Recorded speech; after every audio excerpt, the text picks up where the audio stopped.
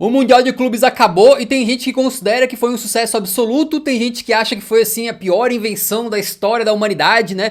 E o fato é que tiveram pontos positivos, mas também muitos negativos. Eu queria focar nessa segunda parte aqui nesse vídeo, tá? Eu vou dividir a minha discussão aqui em 6 capítulos, em 6 temas, digamos, que eu vou deixar separado na descrição ali com timestamps e também aqui na barra de progresso do vídeo. Eu convido você a ouvir tudo com atenção aí e deixar os seus comentários aí com a sua opinião, fechou? O primeiro tema é algo que já foi discutido, nada foi feito, então meio que já é água que já passou embaixo da ponte, não tem como voltar atrás, mas de qualquer maneira eu quero levantar aqui porque eu acho muito relevante, beleza? Que é a questão do calendário.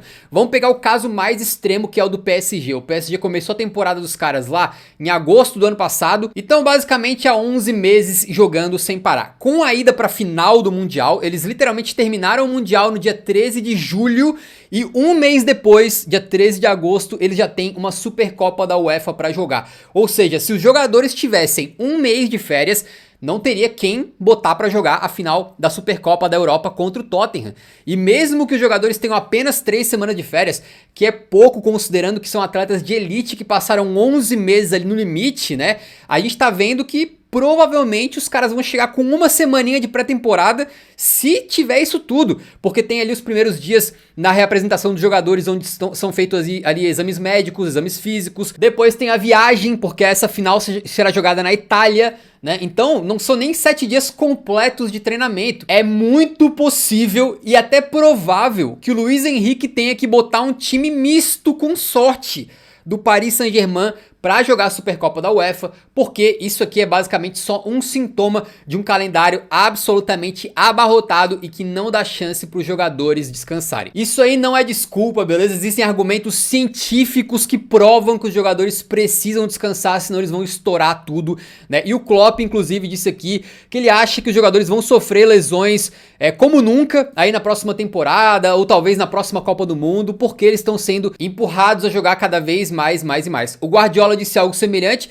ele disse: é possível que lá pra dezembro ou novembro nossos jogadores estejam estourando tudo e a gente pare e pense, putz, o Mundial acabou com o nosso elenco, né? Isso aí não é uma coisa só de europeu, chorão, como alguns tentam argumentar de forma completamente rasa e infantil, né? O próprio Rafinha tá dizendo aqui, por exemplo, ele tá dizendo que o Mundial de Clubes basicamente faz com que os jogadores tenham que abrir mão das férias, como a gente viu ali o caso do PSG, é bem possível que tenham jogadores que tenham apenas, sei lá, 2 semanas de férias, como muito, né? E ninguém perguntou pros jogadores se é algo que eles queriam, esse novo Mundial e esse calendário tão inchado, e resta aos jogadores acatar, né? O próprio Rafinha Brazuca dos nossos falando isso aí. Existem sindicatos que defendem os interesses dos jogadores de futebol e aparentemente essas organizações têm colocado pressão em cima da FIFA para trazer mais bem-estar para os jogadores de futebol e condições mínimas de trabalho. Uma dessas coisas é a obrigatoriedade dos jogos estarem intervalados por no mínimo 3 dias, 72 horas, né? E é algo que aparentemente a FIFA vai sim aceitar. E eles também estão considerando em impor aí que os jogadores tenham no mínimo 21 dias de folga ao final de cada temporada, 3 semanas, né? Mas eles vão jogar essas obrigações de cumprir isso aí para os clubes. Então a FIFA é engraçada, né? Eles pegam, forçam o calendário máximo e aí forçam os clubes a dar férias para os jogadores. Então, por exemplo, a FIFA vai obrigar o PSG a dar 3 semanas de férias para os jogadores e aí os caras vão jogar a Supercopa da UEFA com 1 semana de treino. E uma coisa mais preocupante é que a maior organização que representa jogadores é a FIFPro. A FIFPro tem aí 70 mil jogadores sob a sua alçada, né? E aparentemente eles são bastante incisivos no que eles pedem para a FIFA, eles são bem exigentes e a FIFA não tem um relacionamento tão bom com eles. Inclusive a FIFPro entrou com ação judicial contra a FIFA por causa do calendário e, portanto, aparentemente a FIFA teve uma reunião com outros representantes de sindicatos, mas não com a FIFPro, o que é bastante preocupante, sendo que é a mais influente, né? Mostrando provavelmente o quê? O que isso significa, né? Que a FIFA está disposta a fazer algumas concessões, mas não tanto. E como a FIFPro aperta bastante, né, os caras com eles não querem negociar. Pra quem tem aquele tipo de argumento, os jogadores são milionários, tem que jogar mesmo, ou no Brasil sempre foi assim, o que eles estão reclamando e tal. eu recomendo que você assista esse vídeo especial que a gente fez aí sobre o calendário. São 25 minutos dissecando esse assunto e tentando aí contra-argumentar alguns desses levantamentos, beleza? Ah, não menos importante, né? Os jogadores são considerados apenas peças ali que vão pro campo e se estourar um, de repente bota outro. Mas geralmente a gente associa esse tipo de visão sobre os atletas vindas ali da UEFA, da FIFA, né? Agora, segundo o The Guardian da Inglaterra, o Real Madrid pediu que o Mundial de Clubes seja a cada 2 anos. Ou seja, já tem ano de Copa do Mundo, ano de Eurocopa, ano de Mundial, aí tem um ano a cada ciclo de 4, né, onde não tem uma competição de pós-temporada e o Real Madrid quer que tenha, né? Aparentemente, a dinheirama que entra é tão boa, né, que eles querem mais vezes o Mundial de Clubes. Acho que seria um erro, tanto em termos de calendário, tanto em termos aí de valor que se dá à competição. É a mesma coisa da Copa do Mundo de seleções, né? Uma vez a cada 4 anos, acho que é perfeito. E uma vez a cada 2, tiraria um pouco o peso de cada edição, na minha modesta opinião. Tem um relato de que o Infantino recebeu essa sugestão e ele não negou que possa acontecer. Não sabemos o que vai rolar. Mas a FIFA a gente sabe que é movida por uma coisa. O próximo tema pra gente comentar é o de quão adequado é os Estados Unidos para receber essa Copa do Mundo de 2026, considerando o que a gente viu em termos de temperaturas no Mundial de Clubes. Porque, cara, na Copa de 2022 no Catar, a gente sabia que era um absurdo a Copa ir pra lá, porque o verão era tão intenso que literalmente os caras estavam planejando botar ar-condicionado até nas calçadas pros pedestres, né? E aí a Copa do Mundo foi movida pro fim do ano pra coincidir com uma época um pouco mais fria por lá, né? E eles fizeram isso pra conseguir botar a Copa no Catar. Aí botaram nos Estados Unidos agora, e o que a gente viu foi jogadores literalmente colapsando em campo de tanto calor, né? Uma situação bem absurda, não só pelas temperaturas que foram altíssimas, como pela escolha da FIFA de botar os jogos tipo no meio da tarde.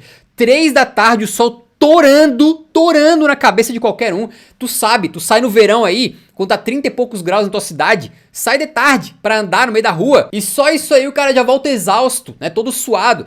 E os jogadores aí, muitos reclamaram disso, né, o Ian Couto, brasileiro, disse: eu sou brasileiro, mas cara, parecia que a gente tava jogando dentro de um forno, muito complicado. Também teve aqui o nosso querido Igor Tudor, técnico da Juventus. Ele diz ali que numa partida, 10 jogadores pediram pra sair no mesmo jogo, porque eles estavam exaustos, e um desses problemas aí foi a questão do calor e da umidade, tá? Enzo Fernandes, argentino do Chelsea: sinceramente o calor tá incrível, esses dias fiquei um pouco tonto durante um jogo, tive que me deitar no chão porque tava tonto, brincar com essa temperatura é muito perigoso. O Kovac, técnico do Borussia Dortmund, também falando que um ponto importante é o horário do início das partidas, que são horários ali que ninguém deveria ser obrigado a trabalhar com o sol torando na cabeça. E isso tudo por quê? Porque os horários dos jogos foram escolhidos não pensando no espetáculo, não pensando nos jogadores, mas pensando na audiência global. Então os jogos dos Estados Unidos tem que ser no horário que também agrade os europeus, né? Por isso que é no meio da tarde nos Estados Unidos, porque tem uma diferença de fuso horário que faz com que esse jogo seja já à noite lá na Europa. Então para os europeus poderem assistir, tem que ser nesse horário lá no ZEUA. O que faz sentido de certa maneira buscar um horário que agrade a maior parte possível de fãs de futebol, mas ao mesmo tempo, cara, tu não pode não levar em consideração o bem-estar dos jogadores, né? É engraçado porque eu não sabia, eu tinha 4 anos na época, mas a Copa do Mundo de 94, antes aí da gente ter essa aceleração do aquecimento global, das mudanças climáticas, né? A gente tem aí já relatos de que naquela época foi horrível para os jogadores. O Dennis Irving, ex-jogador do Manchester United, zagueiro da Irlanda, diz aqui que tava 47 graus uma vez que ele foi jogar lá no nível do campo, né? E que o calor e a umidade dificultaram muito a concentração, que provavelmente era perigoso jogar naquelas condições. Então tu vê, é um problema de 30 anos atrás sendo repetido novamente agora em 2025 e para 2026 também. É um calor extremo e eu entendo quem vem com o argumento de tipo: ah não, mas o trabalhador comum tem que sair para trabalhar com essa temperatura, por que o jogador de futebol não pode? Tem algumas dificuldades, né? O primeiro argumento é: não é porque um grupo de pessoas tem uma situação difícil que o outro grupo também tem que ter. A gente tem que tentar elevar sempre as condições para todo mundo, né? Pelo menos essa é a forma como eu vejo as coisas. E também tem o segundo fator de que os jogadores numa competição como essa estão jogando no limite, cara. São competições extremamente difíceis, o futebol de elite levado ali no fio da navalha, e fazer tudo isso com temperaturas ali de 32, 34, 35 graus, que com a umidade a sensação térmica chega a bater nos 40, com o sol torando na cabeça. É desumano, cara. Ah, mas no Brasileirão, se acontece isso no Brasileirão, que também seja mudado no Brasileirão, beleza? O meu assunto aqui é o Mundial de Clubes, é o foco desse vídeo. Mas se acontece isso em outros lugares do mundo, obviamente também tem que ser debatido, beleza? A gente teve a FIFPro, que eu já comentei um pouquinho nesse vídeo, né? Um sindicato global de jogadores representando mais de 70 mil atletas, fazendo um relatório dizendo que para a Copa do Mundo do ano que vem tem cidades ali que basicamente tem um risco extremamente alto de lesões por estresse e por calor se as partidas forem disputadas à tarde, e depois tem outras cidades com alto risco, risco muito alto, e basicamente eles estão fazendo recomendações de onde que os jogos têm que ser jogados, em que horários, para que a FIFA consiga conciliar da melhor maneira possível, supostamente, né, o espetáculo, as audiências globais e o bem-estar dos jogadores. A FIFPro também está sugerindo outras duas coisas que eu acho que são mudanças bem simples de se fazer e que poderiam melhorar as coisas para os jogadores, que é basicamente duplicar o número de paradas para hidratação. Então, de repente, fazer uma com 15 minutos de um tempo, depois outra com 30 minutos, talvez, né?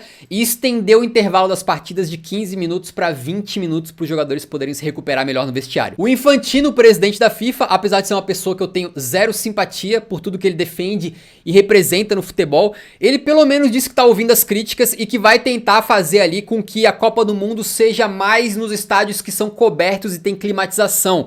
Agora, é um pouco complicado porque existe um número limitado de estádios nos Estados Unidos que tem a cobertura ali, o teto fechado e tal. E basicamente a agenda da Copa do Mundo já tá pronta. Então não sei como é que eles vão fazer para mudar dias, jogos de lugar, horários, o que eles vão fazer. Mas supostamente o Infantino tá dizendo, não, nós ouvimos vocês, nós vamos tentar fazer isso, nós vamos definitivamente usar esses estádios que tem teto, né, na próxima Copa do Mundo, só que, como eu falei, os estádios são limitados e a próxima Copa tem 48 seleções.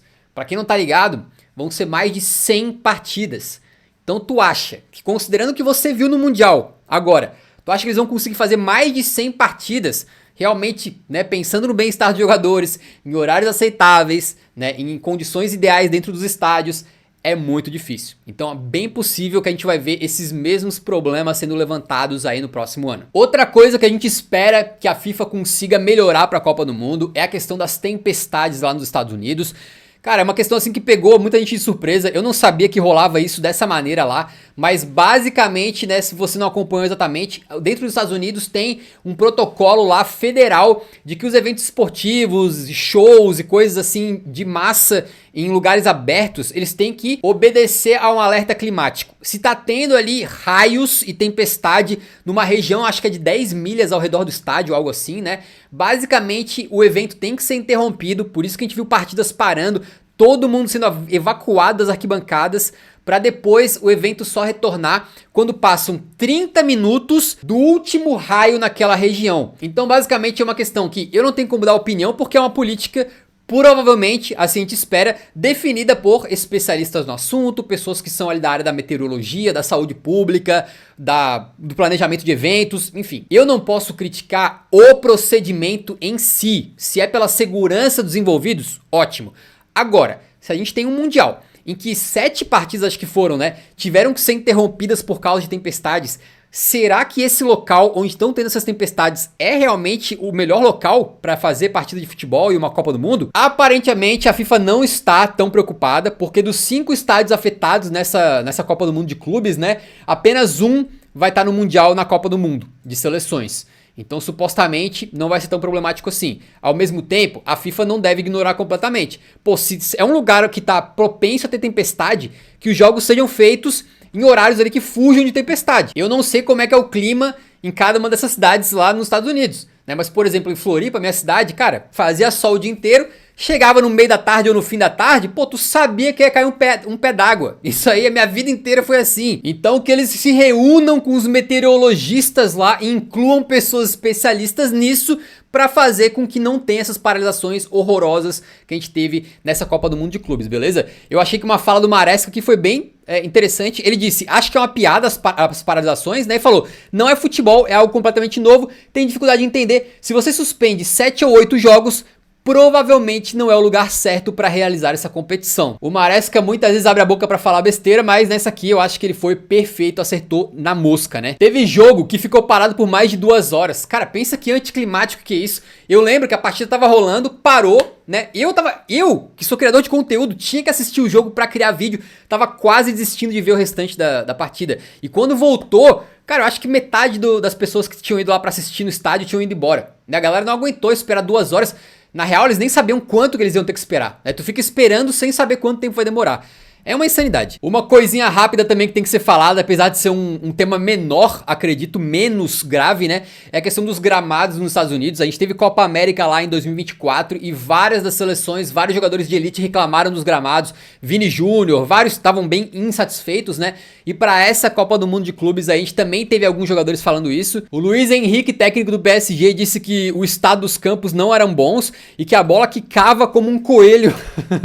E aí depois a gente tem o Süle, zagueiro do Borussia Dortmund, falando justamente o contrário. Eles podem estar falando de estádios diferentes, tá? Não sei de qual estádio exatamente cada um tava falando, mas o Süle fala o contrário, que a bola nem quica direito, porque o campo estava péssimo. O Bellingham também falou, os campos não são bons. Então pensando que a gente vai ter uma Copa do Mundo em que a maioria dos jogos vai ser nos Estados Unidos, né, cara? A gente tem que pensar, pô, será que os caras não conseguem deixar os campos mais direitinho, preparar com maior antecedência para a Copa do Mundo? Vários estádios ali não são estádios de futebol, mas a conversão para o gramado de futebol não pode ser feita de forma mais caprichada. A conversão de estádios que eles tinham ali, que era gramado sintético, para gramado de grama natural, eles não conseguem fazer de uma maneira melhor? Eu não sei, mas me parece que é um ponto a ser feito também melhorado. Vamos pro quinto ponto de discussão, que é o nosso querido Gianni Infantino, dizendo que o Mundial foi um sucesso absoluto, que foi maravilhoso, e obviamente ele carrega um monte de jogador ali, ex-jogadores, né, jogadores que têm uma face, uma reputação muito grande, para poder validar o que ele tá falando. Então ele fica ali falando, os caras ficam tudo ali por trás para trazer validação e popularidade pro discurso do Infantino. Ele disse que a era de ouro do futebol de clubes começou, né? E a gente realmente pode tentar analisar esse Mundial de Clubes para ver se foi um sucesso ou um fracasso em várias frentes, beleza? Até porque a gente tem opiniões contrárias, né? Se o Infantino acha que foi a melhor coisa que já foi criada, o Klopp disse que é a pior ideia já implementada no futebol. E daí tem esse artigo da BBC que ele tenta quebrar em vários subtópicos, né? Pra gente saber se foi um sucesso ou não. Eu achei muito interessante, né? Primeiramente eles estão falando da questão de público, porque tiveram muitos estádios que não lotaram nem de longe, estádios estavam completamente vazios, tu conseguia ver na transmissão o público todo espalhado, né? A gente teve estádio ali com 3 mil pessoas só, 5 mil, 6 mil, 8 mil, 10 mil. E eu acho que tem uma questão fundamental aqui sobre o público nos estádios, que é, cara, quando tu faz uma seleção, basicamente todo o público daquele país pode ter interesse em ver aquele jogo, né? Então, por exemplo, se tivesse um jogo do Brasil, praticamente todo brasileiro que gosta de futebol e que pudesse ir lá, acabaria indo. Mas se é um jogo do Fluminense, os torcedores do Flamengo vão querer ir, do Botafogo, do Palmeiras, do São Paulo, do Cruzeiro, do Grêmio? Acredito que não, ou muitos não. Então quando tu tem um clube, obviamente o potencial de botar gente no estádio é menor. Então, por exemplo, aqui, só pra dar um exemplo, né? Ulsan contra Mamelodi Sundowns, né? São dois clubes que pra gente são completamente irrelevantes em termos globais aí, e que atraíram apenas 3 mil pessoas pro estádio. Se fosse, ao invés de Ulsan contra Mamelodi, Coreia do Sul contra a África do Sul, é bem possível que a gente tivesse um público consideravelmente maior, porque a gente teria toda a população de coreanos, talvez, apoiando aquela seleção e toda a população de sul-africanos apoiando aquela seleção. É bom ressaltar que algumas partidas lotaram, né, ou bem perto disso, tiveram públicos excelentes aí, da faixa de 70 mil torcedores pra cima, principalmente jogos de Chelsea, PSG e Real Madrid. E também é importante ressaltar uma coisa, a FIFA fez um modelo de precificação dinâmica, o que significa que começavam a vender os ingressos lá em cima, por exemplo, 350 libras, né, pro jogo contra Chelsea contra Fluminense, isso que era uma semifinal, só que como o estádio tava ficando vazio, eles vão abaixando o preço do ingresso até quase não valer nada, pra ter certeza que, pô, vai todo mundo, né, mais do que isso é só se eles fizerem de graça. Eles botaram o ingresso por 10 libras, que dá acho que coisa de 70 reais nesse momento, o que para um jogo dessa magnitude é muito, muito, muito barato. Eu não lembro qual o jogo que foi agora, eu acho que foi justamente o jogo do Ulsan contra o Mamelodi, que essa precificação dinâmica fez com que o preço do ingresso caísse para 3 dólares. 3 dólares, pensa. É muito, muito, muito barato, considerando que é um jogo de uma Copa do Mundo, né, de clubes. Então eles tentaram fazer o máximo que eles podiam para lotar os estádios e mesmo assim sobrou muito ingresso durante a competição inteira. E uma coisa que também é importante falar é que o governo dos Estados Unidos se elegeu aí com uma campanha anti-imigração muito grande, né? E basicamente eles criaram um departamento lá para deportar todo mundo que eles consideram ilegais. Então no começo era uma coisa assim, não, os ilegais, quem tá aqui sem documentação, os criminosos, os estrangeiros que estão nos Estados Unidos vão ser deportados, né? Só que tem milhares de relatos de que esse departamento aí, o ICE, né, nos Estados Unidos, começou a pegar qualquer um que eles consideram que talvez possa estar ilegal, só porque o cara tem um nome latino, uma cara de latino, e os caras vão com agentes desse departamento sem identificação, com roupas normais, com a cara coberta, né, vestindo aquelas balaclavas e tal, meio que sequestram a pessoa, arrancam a pessoa do lugar dela de trabalho, da casa dela, levam para um lugar de detenção não identificado. Então tem familiares que vê um membro da família sendo sequestrado, digamos, por esse departamento, fica dias sem saber o paradeiro do camarada, e aí depois ou o cara é deportado, ou ele é liberado, né, no melhor dos casos, mas ainda assim ele é liberado depois de ter passado aí por diversos abusos que são relatados aí. Tem gente apanhando, gente sendo presa ali sem nenhuma explicação, sem os familiares saberem o paradeiro. Basicamente é um clima anti-imigrante, um clima de xenofobia muito grande que se tornou agora os Estados Unidos nesse ano, né?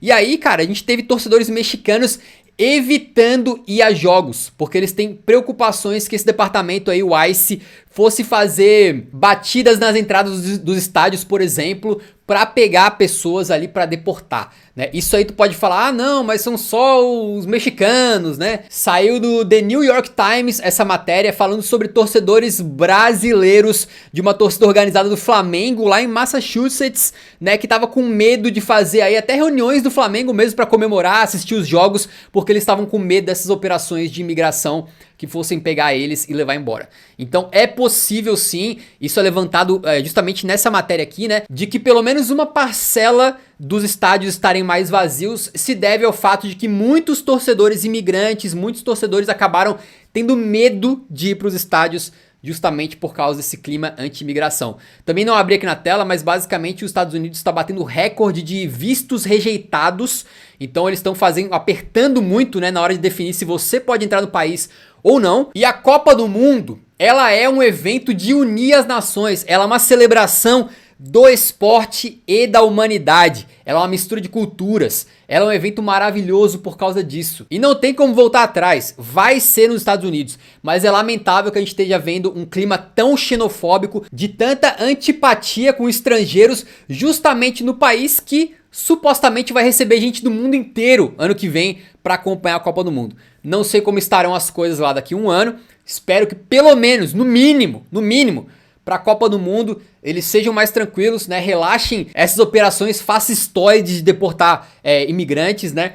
E façam com que a Copa do Mundo não seja um torneio onde as pessoas vão com medo de se reunir para fazer festa. E também deixar claro que contribuindo para esse clima de animosidade dentro dos Estados Unidos tem o fato de que com essa questão toda do Trump ter discursos muito agressivos e botar tarifa em todo mundo, né? O Brasil sendo alvo agora também. Ele basicamente tem ali uma rixa com o México, onde ele botou tarifa, ele queria construir um muro, né? Para dividir o México dos Estados Unidos, e com o próprio Canadá, que sempre foi um país ali completamente aliado, amigo dos Estados Unidos, botou tarifas lá. Os canadenses pararam de ir para os Estados Unidos agora, né, em grande parte em turismo, porque eles não concordam com as políticas estadunidenses nesse momento. E o próprio ex-primeiro-ministro do Canadá, o Justin Trudeau, declarou que se as coisas continuarem assim, os canadenses têm que começar a vaiar o hino dos Estados Unidos, né? Ou seja, a Copa do Mundo vai ser em Canadá e México, em uma partezinha, né? E a maior parte nos Estados Unidos. E ao invés desses três países estarem super unidos ali em volta à competição, nunca teve um clima tão acirrado de rixa entre essas nações com os Estados Unidos. Então é algo que realmente não ajuda, né? Pra dizer o mínimo, tá? E aí tu fala, não, mas é só os mexicanos, só os brasileiros, só os canadenses. Não.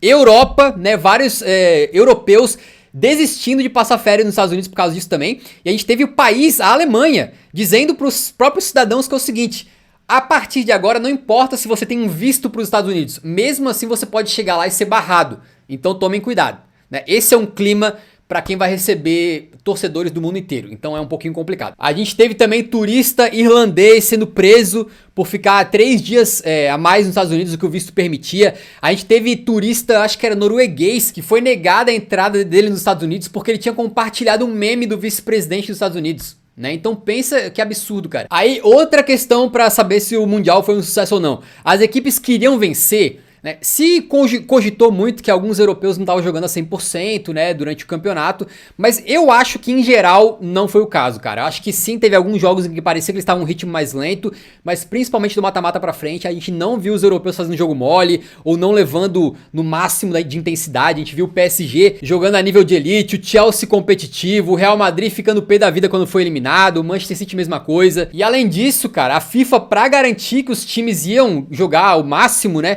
botou prêmios que até pros europeus eram coisa de maluco. O Chelsea ganhou acho que 130 milhões de euros só de participar e ganhar o torneio. Tu pensa, para um clube que tava tendo dificuldades financeiras, não porque não tem dinheiro, mas por causa do fair play financeiro, né? Foi multado recentemente por causa disso, vai ganhar 120 milhões agora. Pensa, até pro Chelsea é muita grana. Então eu acho que os clubes levaram a sério em geral, os brasileiros e sul-americanos mais do que o normal, e levantaram muitos questionamentos sobre o nível do futebol nos diferentes continentes e tal, e fizeram os europeus se mexer e ligar um alerta para uma nova realidade, que talvez eles não estejam mais tão soberanos quanto eles imaginavam, como eu imaginava, como muitos de nós imaginávamos, e que para 2029, quando tiver uma nova edição do Super Mundial, acredito que a gente já vai ter uma nova forma de encarar, né? Acredito que já vai ser mais importante para os europeus do que foi agora. É importante ressaltar que esse lance de desinteresse aconteceu sim de forma comprovada em alguns países europeus, principalmente, e principalmente na Inglaterra. Na Inglaterra a galera tava literalmente cagando pro Mundial de Clubes, chamando de torneio amistoso glorificado. Tem gente que diz assim, não, eu sou torcedor de futebol, amo futebol e não assisti um minuto do Mundial de Clubes porque foda-se essa competição, basicamente, né? Mas eu acredito que isso vai mudar, até porque o Infantino, ele basicamente disse que sentiu falta de não ter no torneio o Barcelona, o Liverpool, o Manchester United. Ele falou do Tottenham, do Arsenal, do Napoli. Então eu acredito que para 2029 eles vão mudar as regras para ter menos RB Salzburg e mais Liverpool, mais Barcelona. Outro ponto de análise, o torneio foi competitivo? Cara, acho que foi bastante. Óbvio que tem uma profundidade de discussão muito grande pra gente ir aqui se a gente quiser.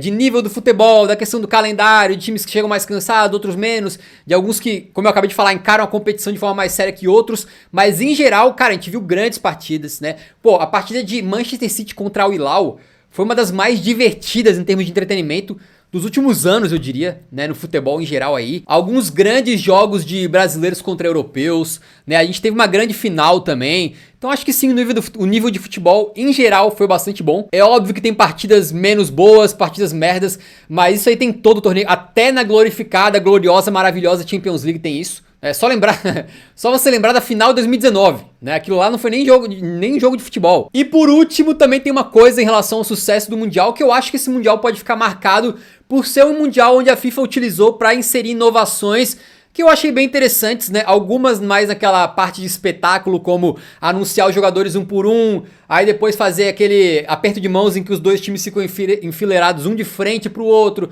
contagem regressiva, a entrevista no intervalo, que é uma coisa que não é comum no futebol europeu e tal, e coisas que eu acho que tem que ser adotadas pro mundo inteiro no futebol, pelo menos na elite, que é câmera no árbitro, não tem por que não adotar isso. É maravilhoso, dá um ângulo de visão pra gente ver lances que a gente não poderia ver de dentro do campo sem essa câmera.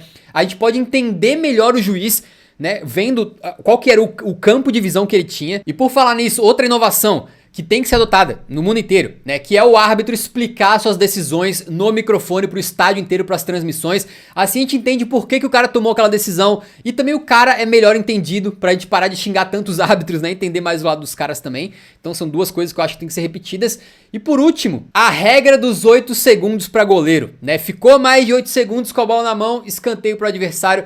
maravilhosa, funcionou muito bem no Mundial de Clubes, para os goleiros pararem de fazer cera, tem que ser aplicada no mundo inteiro, não tem por que não aplicar. E o sexto tema que eu quero levantar aqui é o tema de como essa Copa do Mundo de Clubes ajudou a mostrar os egos das pessoas envolvidas no futebol. Primeiramente eu vou falar do presidente da UEFA, o Ceferin. Ele tá aqui, cara, muito preocupado com o Mundial de Clubes, né? Aparentemente ele não foi para os Estados Unidos assistir nenhuma partida, enquanto todos os outros líderes de confederações apareceram lá. A gente viu o Alejandro, né, o presidente da Conmebol, direto assistindo os jogos lá do lado do Infantino e tal. E o Ceferin aparentemente tá numa rixa com a FIFA, o UEFA contra a FIFA, porque ele tá muito preocupado que a Copa do Mundo de Clubes possa um dia substituir a Liga dos Campeões como competição de clubes mais importante, né? Se acontecer, naturalmente, eu não vejo problema. A própria Champions, quando ela surgiu, não era levada a sério. Vale lembrar que na primeira edição, o Chelsea não quis nem participar. Os ingleses consideravam que a Champions League era uma distração do futebol nacional e que não era uma competição que valia a pena. Aí depois virou o que virou.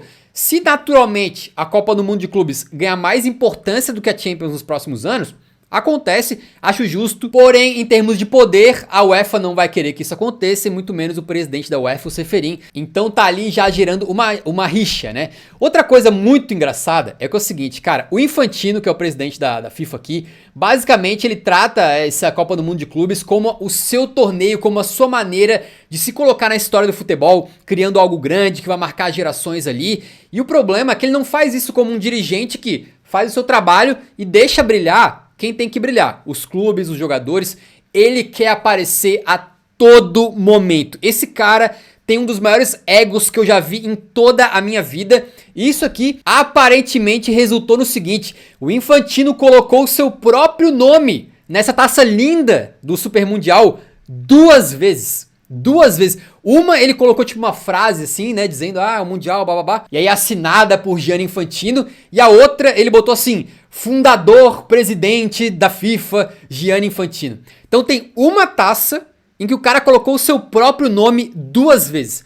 Pensa no tamanho do ego do cidadão. Por falar em ego, a gente viu que na comemoração do título do Chelsea, o Trump foi lá entregar o troféu pro capitão Reece James, e na hora que o Reece James ficou esperando que ele saísse para os jogadores poderem comemorar sozinhos, e cara, pra ter uma noção de como isso é importante, até o Infantino, que tem o maior ego que o mundo já viu, sabe que não é o lugar de nenhum dirigente estar ali junto com os jogadores, e ele se retira para os jogadores do Chelsea poderem comemorar sozinhos e saírem na foto sozinhos.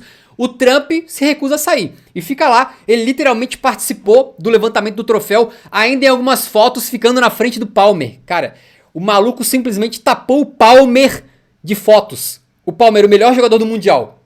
É um negócio inacreditável. Obviamente ele sabia o que estava fazendo, utilizou aquele momento ali para ganhar popularidade, para aparecer e tal. E isso aqui que é o mais inacreditável. Quando o Infantino foi lá no escritório do Trump mostrar esse troféu aqui, que, cara, eu não canso de elogiar. Pra mim é uma das coisas mais lindas que eu já vi, né? Foi lá mostrar pro Trump. O que o Trump falou? O Trump gostou tanto que ele basicamente fez o Infantino deixar o troféu lá. Isso aqui eu não me acreditei quando eu li. O Infantino disse que o troféu vai ficar na Casa Branca, que não vai sair de lá, o original. E aí eles tiveram que fazer uma réplica, uma cópia, pra dar pro Chelsea. Então pensa que insano. O troféu original ficou com o Trump. e o Chelsea, que ganhou o torneio, ficou com uma cópia. Meu Deus, cara. Pode ser que não seja tão grave, porque não existe uma informação clara de se há alguma diferença entre os troféus. Talvez a FIFA tenha feito uma réplica perfeita, né? Assim como vai ter que fazer mais um troféu para entregar em 2029, por exemplo. Então não seria um problema tão grande. Agora o problema é o Ceferin, o Infantino, o Trump, todo mundo não querer ajudar o futebol, não querer se importar com o bem-estar dos jogadores, com o melhor evento possível que eles possam fazer, e sim os caras quererem se aproveitar a cada momento do futebol para fazer politicagem, para aparecer, para ganhar nome, para ganhar voto. E o Mundial de Clubes certamente acabou sendo utilizado dessa maneira, né? Também falar sobre essa foto aqui, que, cara, esse aqui é um momento inacreditável, assim, do mundo real, né? Porque, basicamente, os jogadores da Juventus foram lá no escritório do Trump pra essa apresentação do troféu, né? Isso mais no começo do Mundial de Clubes. E aí, basicamente, pô, o que acontece, né? Beleza, se é pra fazer isso aí, vai lá, participa do evento, sai fora. Só que daí começaram a perguntar pro Trump, naquela época, sobre o conflito com o Irã. os Estados Unidos tinham bombardeado o Irã tinha reagido, e aí o Trump começa a falar de guerra na frente dos jogadores da Juventus.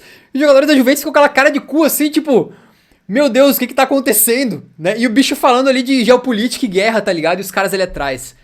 Foi um momento inacreditável. Depois vários jogadores da Juventus falaram que ficaram constrangidos porque não sabiam que ia rolar esse papo, né, enquanto eles estavam ali. Então esse vídeo ficou muito mais longo do que eu imaginava, né, mas basicamente em termos de calendário não tem volta atrás, mas é importante ressaltar que esse Mundial de Clubes deixa os jogadores mais cansados, com menos férias, tudo mais empacotado, com mais jogos, vai ter mais lesões, maior cansaço. E se na Eurocopa de 2024 a gente teve uma Euro que o Henry definiu como a Euro dos cansados, de repente, como é que vai ser a Copa de 2026, né? A Euro dos arrebentados? Não sabemos. Em termos de temperatura e daquela questão das tempestades e paralisações, o mínimo que pode se fazer, já que a Copa vai ser em grande parte nos Estados Unidos e não tem o que fazer em relação a isso, é tentar melhorar os horários dos jogos para os caras não jogarem sob o sol torando, é tentar botar a maior parte das partidas que vão ser em horários assim com o sol torando em estádios que tenham teto, que tenham climatização, pensar no bem-estar dos atletas, beleza? Os caras são os protagonistas desse esporte. Em termos dos gramados, também tem que melhorar, né? Em termos de sucesso ou fracasso, para a próxima edição do Mundial, acredito que muitas coisas vão estar melhor. Eu diria que esse Mundial de Clubes agora, se for levar tudo em consideração, eu acho que o saldo é positivo, cara. Eu acho que foi uma competição muito bacana, foi interessante pra caramba. Eu diria que é uma nota 6,5 pra esse Mundial. Pra primeira edição, tá bacana. E por último, a questão dos egos de todos os envolvidos, da utilização do futebol como meio político, pra ganhar popularidade, pra marcar o seu nome na história, como o Infantino parece tão assim maluco por conseguir, né? Acho que é lamentável, não tem o que fazer. Esses caras que estão aí vão continuar estando aí, estarão aí pra Copa do Mundo de 2026. E aí pra 2029 já não sabemos o que o mundo vai trazer, né? É importante lembrar, rapaziada, que tem 3 grupos de seres humanos que tem que ter protagonismo no futebol. Os jogadores, que são os principais, são os artistas. Os torcedores, que são quem traz a alma, a essência desse esporte. E também ali a equipe técnica, os treinadores, que são as cabeças pensantes por trás. Todo o resto, incluindo quem é da organização, diretores ali de instituições, engravatados e até pessoas como eu, né, que estão falando sobre futebol, comentaristas e tal, jornalistas. Todo mundo tem o seu papel, né? Todo mundo é importante de alguma maneira, mas a gente não é protagonista, rapaziada. Quem tem que aparecer levantando troféu, quem tem que aparecer nas fotos, quem tem que ser ouvido, quem tem que ser respeitado acima de tudo, são esses caras aqui. Por um futebol melhor e mais agradável e mais sustentável para todo mundo, beleza?